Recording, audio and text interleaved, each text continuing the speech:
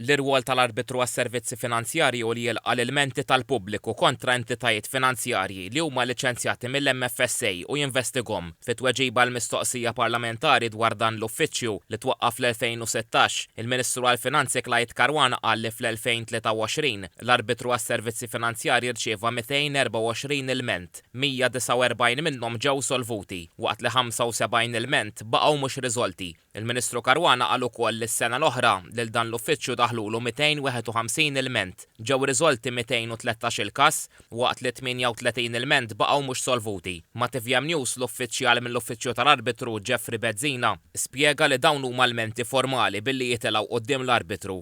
Qal li s-sena l-oħra l-uffiċċju rċieva l-akbar ammont tal-menti formali fl-aħħar 5 snin. Fl-2024 ħafna mill-ilmenti kienu dwar scams. L-scams qegħdin jiżviluppaw. Ġifieri l-scams m'għadhomx l-istess, qegħdin isiru iktar sofistikati.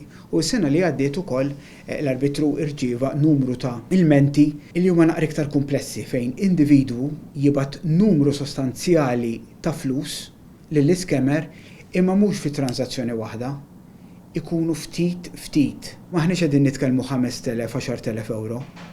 Qegħdin nitkellmu kellna każijiet fejn intbagħtu numru sostanzjali. 70,000, 100,000 u ħafna iktar.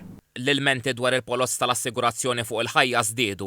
Daw ikunu xtraw il-polza fejn 20-25 sen ilu, il-polza tagħhom immaturat u il-valur tal-maturità illi ħajirċievu ma jilħaqx l-aspettattivi tagħhom jew x'jaħsbu li kellhom jirċievu jew li nataw xifmu li setgħu jieħdu wara 25 sena jħallsu l-premium f'din il-polza.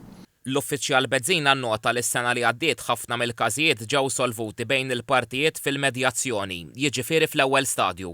Meta tara l-ammont ta' telefonati li kellna u daw it-tip ta' mistoqsijiet żgħar, ixxi żgħar illi nistgħu insolvuhom b'mod informali, fis-sena 2024 kellna ftit iktar minn 700 design. Minn din is-sena l-ilmenti formali jistgħu jsiru online mingħajr ħlas.